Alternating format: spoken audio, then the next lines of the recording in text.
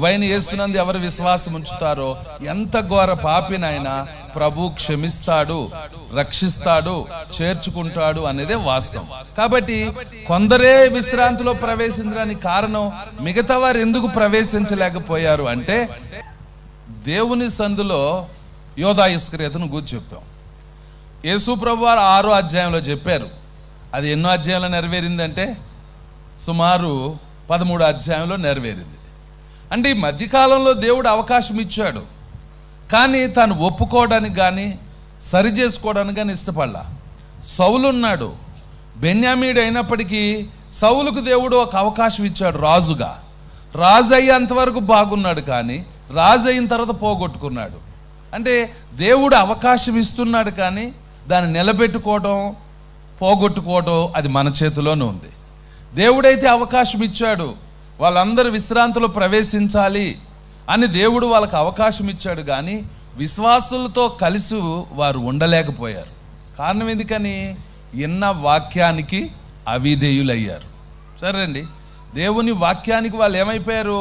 విశ్వాసుల్లో ఉన్నారు కానీ విశ్వాసం లేదు. ఒక మాట చెప్పాలంటే విశ్వాసులే కానీ పేరుకి వారిలో ఏం లేదు, విశ్వాసం లేదు. ఎంత దుఃఖకరమైన విషయం అంటే విశ్వాసులుగా పేరు పొందిన వారు తప్పిపోవడం అనేది అది అంతకంటే దురదృష్టకరమైన మరొకటి లేదు. లోకాతో పాటు ఇంకొక ఆయన ఉన్నాడు, ఎవరైనా దేమ. ఈయన కూడా విశ్వాసిగా అంగీకరించబడ్డాడు, ప్రభుతో ఉన్నాడు, ప్రభులో ఉన్నాడు. కానీ ఆత్మీయంగా వచ్చిన వాడే, మొదట ఆత్మ గుంపులో ఉన్నవాడే, ఆశీర్వదించబడిన వాడే, దేవుని కార్యాలు చూసిన వాడే. పౌలు గారు అనేక ప్రాంతాలకు ఈ బిడ్డలను ప్రేరేపించి తన పత్రికలు ఇచ్చి పంపించి సంఘాలను బలపరచడానికి, సంఘాల్లో పౌలు గారు కొన్ని ఆత్మీయ విషయాలు చెప్పి రమ్మని పంపించిన ప్రతి చోటుకు వెళ్ళేవారు.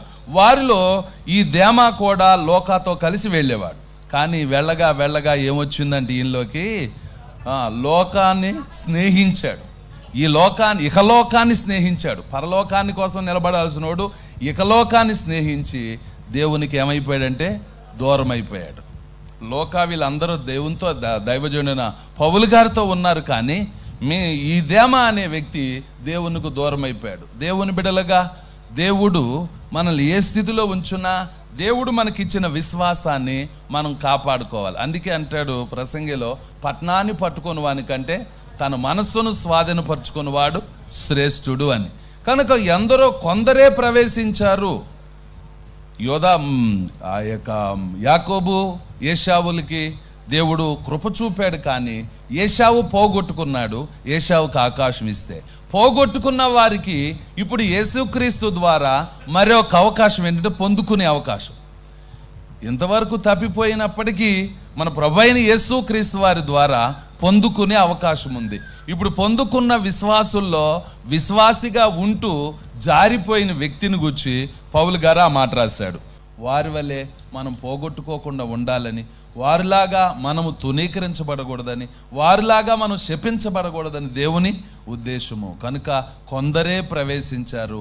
ఆ కొందరిలో ఉన్నావా లేదా అని పరీక్షించుకుందాం, ప్రార్థన చేసుకుందాం, మోకరించండి. ప్రేమ కలిగిన మా ప్రభువా, జీవము గల తండ్రి, వందనాలు. నిజంగా మీ మాటకి ఎంతమంది భయపడుతున్నారు, ఈ వాక్యాన్ని ఎంతమంది వింటున్నారు, ఎంతమంది అర్థం చేసుకుంటున్నారు. అయ్యా, ఇసుక రేణు వలె ఉన్న శేషం మాత్రమే రక్షించుకుంటారయ్యా. పిలువబడిన వారు ఎంతమంది ఉన్నా వారిలో మీకు కావలసిన వారిని ఏర్పరచుకుంటారయ్యా. ఆ పరలోకములో చేర్చబడిన వంశములో నేను ఉండాలి. ఆ జాబితాలో మా కుటుంబాలు ఉండాలి. మా కుటుంబీకులు ఇక్కడ కూడిన ప్రతి ఒక్కరూ ఉండాలని ఎవరైతే ఆశపడుతూ పశ్చాత్తాపడుతూ నాయనా మీ దగ్గర కన్నీరు కారుస్తున్నారు, వారి కన్నీటి బొట్టులను చూడండి, వారి హృదయ వేదన చూడండి, వారి మనస్సులో పశ్చాత్తాపాన్ని బట్టి, మీరు మాట్లాడిన మాటను బట్టి ఎంతమంది కన్నీరు కాచి పశ్చాత్తాపడుతున్నారో వారిని క్షమించండి దేవా, వారిని చేర్చుకోండి దేవా, వారిని అంగీకరించండి, వారి హృదయాలను పరిశుద్ధంగా మార్చండి, పరిశుద్ధంగా మార్చండి, పరిశుద్ధులుగా చేయండి. నీ మాటలు నీ బిడ్డల హృదయాల్లో ముద్ర వేయమని యేసు నామమున అడుగుచున్నాము తండ్రి. ఆమేన్.